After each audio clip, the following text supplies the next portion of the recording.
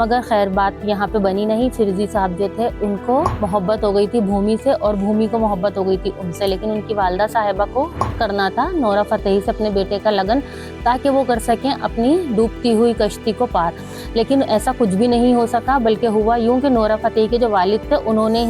उन्होंने ब्लैकमेल करना शुरू कर दिया। लेकिन ब्लैकमेल करने की शुरू नहीं किया था, सिर्फ धमकी दी थी। और उसको ब्लैकमेल करने के लिए आखिर में जाके उन्होंने क्या किया कि जो इनके वालिद साहब के बॉयफ्रेंड थे ना, उन्होंने एक किताब लिखने की ठानी हुई थी कि जी मैं एक किताब लिख रहा हूँ अपनी ज़िंदगी पे, और उसके ऊपर वो द रॉयल्स के ऊपर भी लिखेंगे, अपनी ज़िंदगी के सारे राजों से पर्दा उठाएंगे। तो इस सिलसिले में जाती हैं रानी साहिबा उन साहब के घर और कहती हैं कि आप ये नहीं करेंगे कि मेरे बच्चों का जिक्र नहीं आना चाहिए कहीं। वो कह देते हैं नहीं आएगा। लेकिन जब किताब मंजर आम पे आती है तो उसके अंदर एक चीज़ ये होती है जिससे खुलता ये है कि जी राजा साहब का जो बड़ा वाला बेटा है, जिसके नाम पे ये सब कुछ हो गया, जिसने कि ये शपथ ले ली है कि जी अब से मैं राजा हूँ, वो राजा साहब का असली बेटा था ही नहीं, दरअसल वो था नाजायज बेटा